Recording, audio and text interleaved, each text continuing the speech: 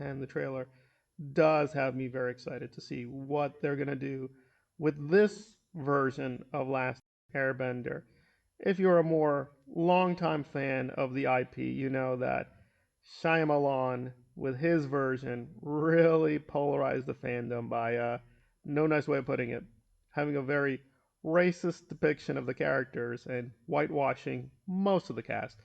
There were a few Asians, some non-white actors, but yeah, it was a mess. And the film does have a few good moments, but yeah, it's one of his weaker films. But this one, they definitely put a lot of work in to everything in terms of accuracy, making sure the actors fit the role, the physicality, the martial arts, and the lead actor is very charismatic.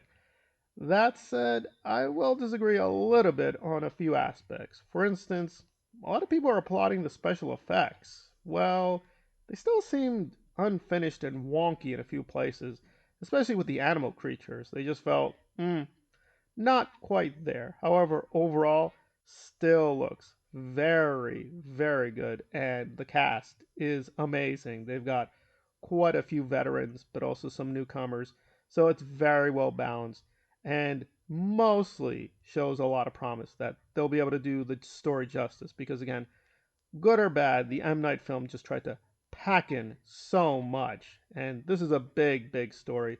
So it is more appropriate to do it as a TV series to go through the plot very, very carefully and really give the full flavor of the mythology. However, I did find one aspect a little bit alarming. It's not too bad, but again, Last Airbender, and this is why people are being very appreciative, is that it's sticking close to the source material. But there is a big difference, namely that the creators are not a part of this. A lot of the fans keep stating wrongly the creators are working on this. No, they are not. They may have participated, but they are not a part of it fully. They've left the project. Is that going to doom the project? I don't know. So this is not One Piece. With One Piece, the creator was involved at all stages, from the beginning to the end. The creators of Last Airbender have a much more loose connection to this adaptation. So it's not as bad as the M. Night version, where basically that was his own thing. The production company there took over the whole property. They did whatever they wanted to. The creators had no real input. Clearly, the creators have a little bit of input here, but again, they're not the guiding hand like One Piece. So I don't think this will be as good as One Piece. I think that was a basically 9 out of 10. It was very close to Reacher. Very excellent.